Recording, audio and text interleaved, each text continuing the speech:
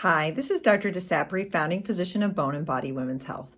Emotional health, mental health is at the top of a lot of my patients' minds, particularly in the perimenopause and women in the early menopause transition. So I often get the question about mood symptoms and perimenopause, and in fact do a lot of validation that these things happen, and change of our hormones can affect things like mood, sleeplessness, lability, rage, irritability, emotional changes. So all of these things are really important to recognize, particularly if you were someone who had premenstrual dysphoric disorder right before your cycles, you had postpartum anxiety or depression, or if you can remember back to puberty, if you had some changes during that time as well. So naturally, these fluctuating hormones of estrogen, progestogens, and testosterone can affect mood like they can affect all other areas of our body, including hot flashes, joints, bones, vaginal changes, etc.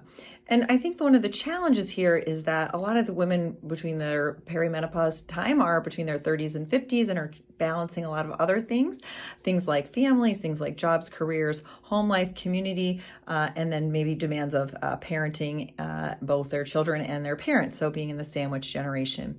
And so I think the challenge is that when we enter these hormone changes, a lot of those symptoms might be exacerbated. What we know from really good research is that hormone therapy can help women who are in the perimenopause and menopause transition who have mild anxiety or depression that could be related to hormones. And so that's oral estrogen, that's transdermal estrogen. Of course, if you have a uterus, we need to use progestogens, and we need to be using those thoughtfully.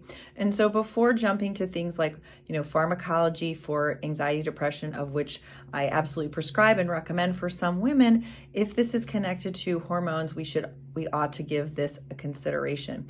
In addition to all the other things we recommend, like lifestyle, getting enough sleep, exercise, nutrition, creating boundaries, treating stressors, all of those things. But I do think that we should be thinking about hormone therapy in the armamentarium when we think about treating mood changes, particularly new mood changes in women in their perimenopause. I hope to see you soon.